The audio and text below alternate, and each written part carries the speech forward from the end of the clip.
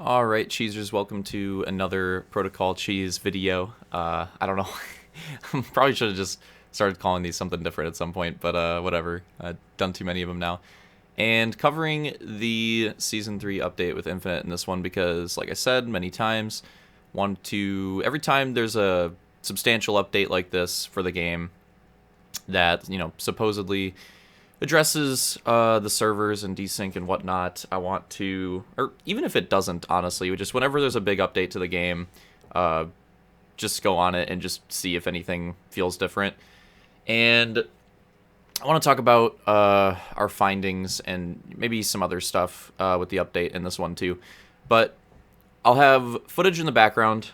We did quite a few laps on Armada's go-kart here, Abner Woods, with the new coat of paint, the new colors in this one. Saw this one in a few of the trailers back in the day, but had different colors. So we did quite a few laps on this one, and then we also did quite a few laps on one of his other tracks that is not necessarily like specifically designed for hogs, but he's got hogs and gooses on it, and it seems to work pretty well with them. So we wanted to, as promised, try both. So we did these test laps with the goose, then we did those test laps on that track with the hogs, and I'll show both of them in the video. And here's our findings. So for the gooses, it basically feels the same, which, that's like the bad news. It basically feels the same. I honestly don't feel a big difference at all. Like, whenever we were getting close to each other, it was the same thing where being in front of somebody, it literally just feels entirely different. Does not feel similar in any way. When you're behind someone, it's a bit better, but still does not feel good. And that's basically how it felt, and we both agreed on that. It feels very similar to the way it was before. So, and I'm not really too surprised by that. But that's just straight away. Thought I'd say that. Yeah, Goose is still chalked. Like, it's still not good enough, and I don't think racing on them in their current state would be very enjoyable. I'll wait till we get to the hog portion before I talk about those, but I will talk about those as well. But I want to bring up some other stuff with the update while we're still in this goose portion of the video. But yeah, I don't think the gooses are that great. Oh, I want to talk about like changes with Forge.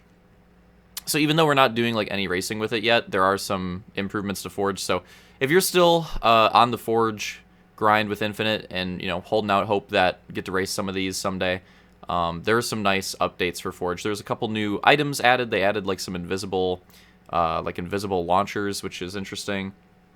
So there was that. But the two updates with Forge that I'm really happy about is, one, they fixed the issue where like the material of an object would change when loading into custom games, and they also fixed the issue where like the color spread would not apply properly. So aesthetic-wise, like your maps getting cheesed with the way they look when you load into custom games, that, as far as I can tell, is like pretty much entirely be fixed. Oh, another big thing. You can do screenshots with the prefabs. It's supposed to work more consistently. Like before, I could not get screenshots to work with my prefabs when like displaying them on the file. Could not get it to work. I haven't tested it yet, but apparently that's supposed to work now.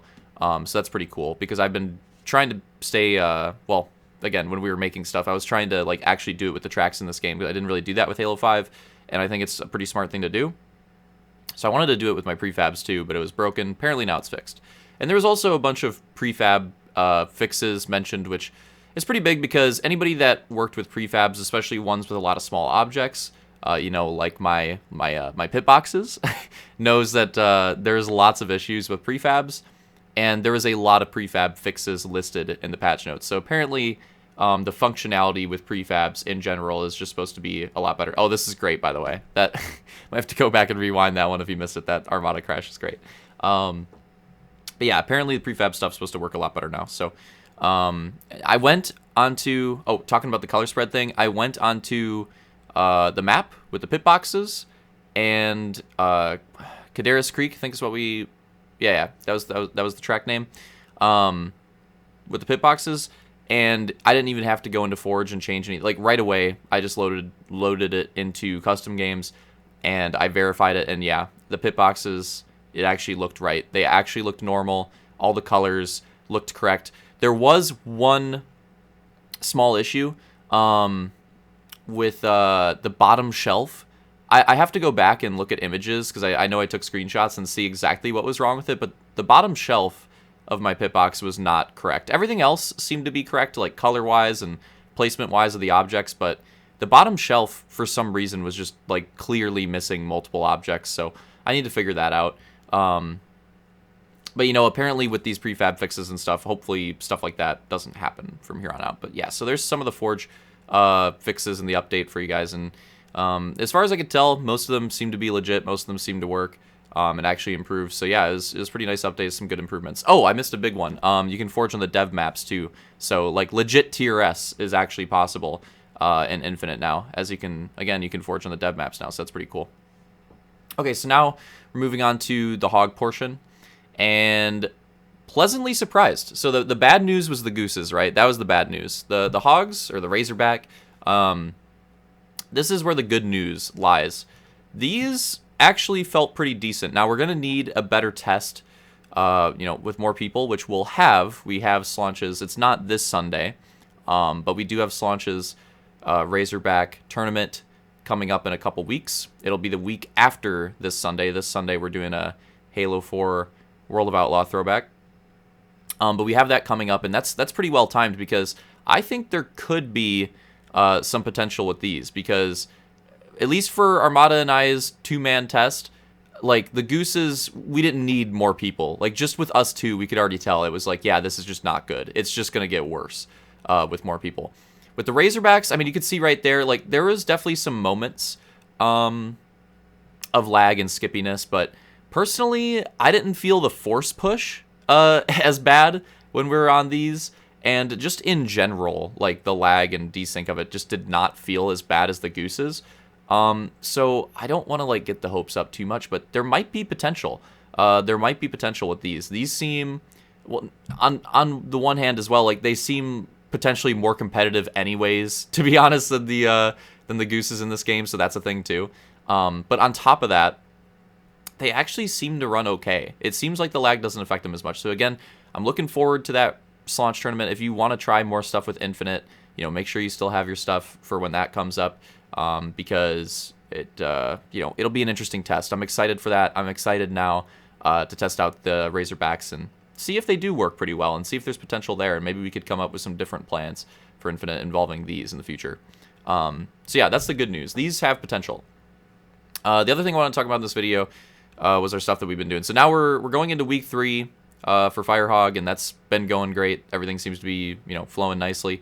I do want to say though, it's confirmed. I don't know what it's going to be exactly between these two, but I know that Slaunch is working on, I think, the Hog Supercross. It's either the Hog National or the Hog Supercross. I think it's the Supercross.